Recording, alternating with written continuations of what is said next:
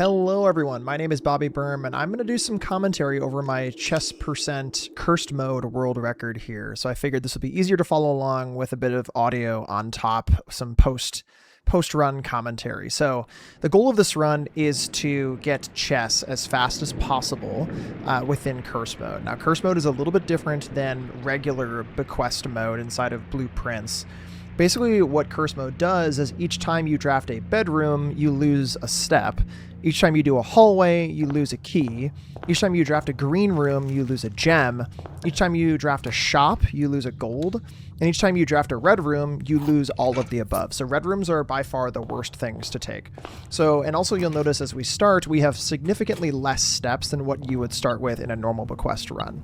So what we're looking at here is myself trying to go, first off, going to get the garage as fast as possible. And so initially when I'm kicking off here, I want to get enough bedrooms to up my steps in order to get outside and open that west gate first and foremost. So what we're doing here is we're just gathering some resources, working our way towards that left side of the house, and just kind of working our way up and down. Now we have such little steps in a run like this to get to the garage, so we are really just beelining towards that garage itself. I'm also picking a room here that allows me to get a breaker box or a utility closet at the very bottom here, and I do get lucky and I do get one right here. And so ideally we want to start each subsequent day with 2 gems as well. So we solve the utility box puzzle here very fast to guarantee that each day after this one we get those 2 gems to start off with as well. We also need this to open up the garage in order for us to have access to that west gate.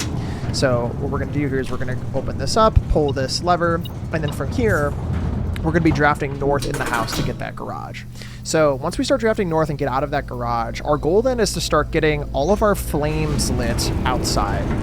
The reason why we need to get all 4 flames lit is it gives us access to that chessboard underground, which is the goal of the speedrun. So again, so we're going to be going up here north. I unfortunately don't have a north-facing room like a West Wing hall to take here, so I do have to kind of wind around a little bit. Even more so, I want to go back and this is kind of a mistake. I went back and looked, I thought I didn't grab the gems, but I actually had grabbed the gems. I was a little short, but I forgot that the courtyard actually took away one of my gems. So that was just kind of a misplay. But basically here, I'm like, well, I need some more keys in case a hallway takes away one of my keys, for example. So, and I get really, really lucky here and I get 2 dice. Those dice are very important coming up for the outer rooms that we're about to get, because 2 of the outer rooms that you need to draft are Hovel and Classroom. Both of them are not great in curse mode, Hovel especially so. Hovel is really great on a bequest day because you really don't need to care super much about steps on a bequest chess run. But with a curse mode chess run, Hovel just can really kill your day almost immediately. And so what we're going to go here, again, we're shooting for that garage, just grabbing a gem here, drafting here. We have about a 80-90% chance to get a garage first pull here, and we do. I go here just to see if I can get some additional steps or something just to kind of comfort my outside. I grab a workshop here just to see if there's like a shovel or what have you for outside. I do not get one. That's okay. And then I head outside. So again, from here, notably, I have those 2 die here. So now in my mind, I'm thinking I have access to all 9 of the outer rooms. I can now decide which one I want. The first one I am going to be taking is going to be at the schoolhouse here. I find that the schoolhouse has trouble showing up often more than Hovel. So I end up taking the schoolhouse here, and then I'm going to fish for Hovel in just a second here. So I re-roll once, I believe I roll a second time, and then I get a schoolhouse to get that first flame done. So we turn this on, and then I'm looking at my steps here. You'll note that we have 4 steps left. So, and there's also 2 more flames that we need to activate on the other side of the estate. So with 4 steps, I'm going to probably have to call it a day via steps anyway. I might not even get one of the flames activated should I walk all the way across. So at this point in the run, I just open the west gate and then end the day here. So I'm just going to open up this west gate to allow me to have permanent access to that to the outer rooms here, and then I'll just reset here. So now on subsequent days, my goal now often is to get my other flame, which is going to be that Hovel flame, as well as work my way across the estate to get the Gemstone Cavern flame, as well as the Apple Orchard flame. Notably here, one thing that is helpful in my opinion inside of curse mode, I have not a ton of experience in curse mode, but one thing that is invaluable on longer runs of curse mode is having the conservatory access. So getting access to the conservatory allows you kind of like a wild card to say, you know, it gives you 3 different rooms and you can change their rarity within curse mode, which is super, super valuable. For example, you can get rid of red rooms that are going to be just kind of screwing you over throughout the run. So immediately, the reason I bring this up is because I found a shovel here. And the first thing that comes to my mind is, well, let's go get the conservatory so I can increase my odds of, for example, study or office showing up, or decrease my chance of seeing, you know, a red room like an archive or a weight room that will just kill my day immediately via steps. And so conservatory is a really, really helpful room. I don't actually take, a little bit of a spoiler, I don't actually take advantage of that mechanism in this run. I do find the conservatory here and I dig it up via the shovel here, but I don't actually have the need to use it in this run, as I got impeccable luck coming up here, which you'll just see in a second.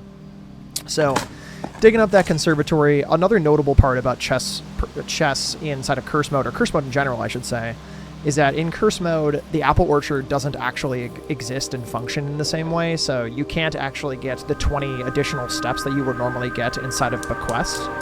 So you can't take advantage of those 20 steps. Therefore, again, your steps are your steps are probably the #1 most important resource inside of curse mode.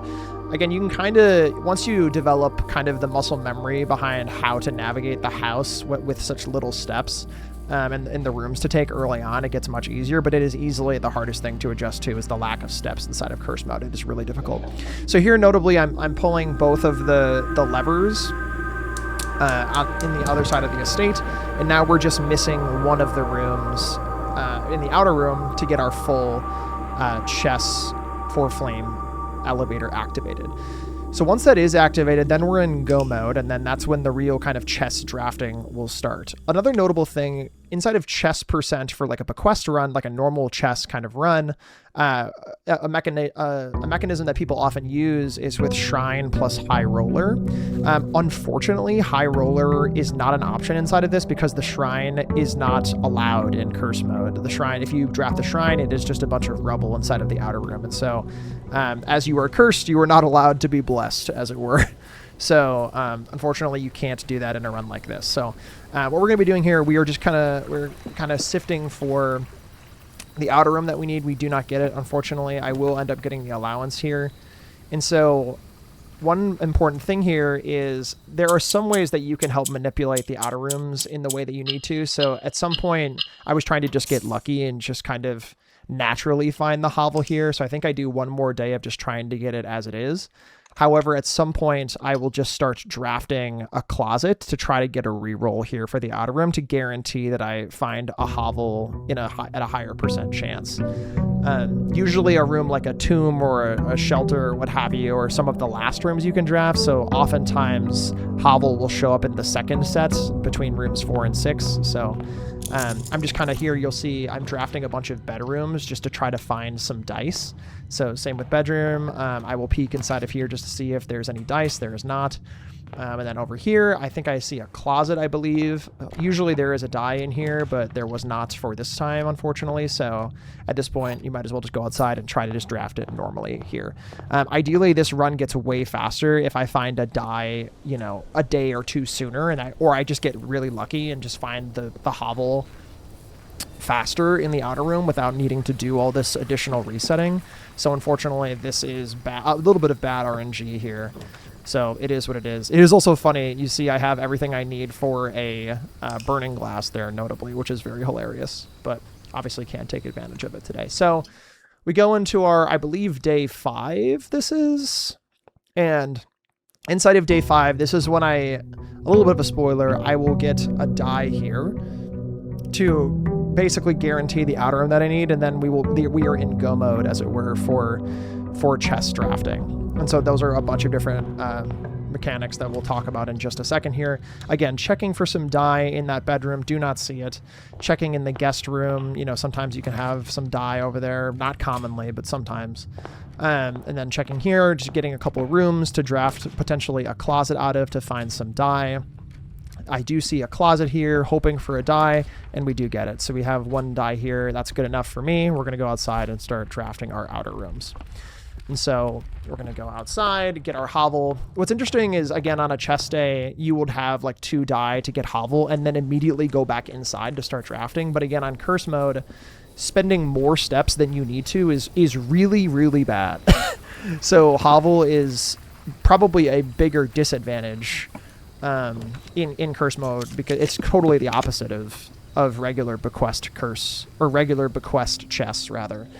Very, very interesting. So again, there are all 4 of our flames. Our elevator will rise up, and now we have the possibility of drafting chess. You'll note that I am now 10 minutes into this run, and by the length of the video, you're probably wondering, wow, how are you going to finish this run in the next few minutes? What you're about to see is pretty wild. I got immeasurably lucky, on top of, drafting well, I think, but also just really immeasurably lucky. So we're going to reset here. Again, hovel does not help us on a day like that. We're going to reset and get our steps back to normal. So as normal as they can be, I suppose. So this is going to be day 6. This is the day that we're going to be drafting our chess ability here. So we are looking for, if you don't know what chess is, we're basically looking for 1 of each chess piece that is downstairs. So a king, a queen, a knight, a rook, a bishop, and a pawn. So those are all the rooms we're looking for. So chapel obviously gets rid of steps, gems, keys, and coins. So it's good that we get rid of it right away. It's also our bishop. A nursery is one of the best rooms you can get in curse mode, just because it helps reset those steps. Gives you kind of some buffer room, as it were. And so again, getting nursery into a guest bedroom is so nice here, because I get 15 extra steps, which is a really great resource in a run like this, and it gives me kind of a chance to draft kind of freely, as it were. So you also note I get an extra gem here, which proves to be a little helpful. We grab security here because there is a knight inside of security. I actually end up setting security. Actually, I don't end up setting security, because I figured I would be done by the time. If we don't get it fast, I was like, well, security doors aren't going to be a problem. Notably, I grab a den here. I don't actually grab the key because, or I do actually grab the key. I grabbed it for this, right? So normally you wouldn't grab a key because a hallway would just take your key away. So I don't grab those in case I get a hallway. So I actually don't grab those keys on purpose. So if I took that corridor there, it would have taken my key away from me. So I notably don't draft those. Here we're looking for a corner draft, obviously, and I get stupid lucky and get a study. This is probably the luckiest thing that happened in this entire run. Getting a study means I no longer need ladyships for the queen piece, and also it gives us some additional rerolls in a corner, for example, for when I'm trying to draft office for a king. So it's at this point where I'm going to grab all of my resources here. We are just going to start sifting through rooms to get what we need. So bedroom gives us minus steps, but it gives us additional steps because for the nursery. We get a huge die here, which really helps with re-rolling. This is locked, so we're kind of like, I'll just go on the other side of the house and draft. But notably, I already grabbed the key there. I still have the resources here, and I have a chest here as well, which really does help. I believe I get gems here. Oh yeah, I get a gem and a silver key. Silver key ends up not being helpful really at all, just because you don't really need to use keys rank 3 and below, and I'm going to be re-rolling in a corner for that office on the other side. So we're going to walk through here. We're hoping to get across. These are not good, so I need to get across to the west flank of the house. We're going to take a rumpus here because I took the rumpus over the hallway for the money. I guess it buys me gems if I get like a commissary here, which I end up not needing. And then I end up going here, and I grab this gem because it is an additional reroll. This takes a little bit of time to grab this, but it is one additional reroll in a corner, which is helpful, obviously. So I grab this, and also a drawing room is fantastic. It gives us another reroll in a corner as well. So here we go. We're looking for office for a king. We redraw for free first. We start using our die, and then we use our gems, and there it is. We find office in a corner. Office has a higher likelihood to show up in a corner. And then this is just me checking to make sure I have everything done. Really, really lucky. I actually didn't obviously at all need to do a ladyship's chamber because study already existed. And so at this point, I have my king, my queen, my pawn, my bishop, and my knight and my rook.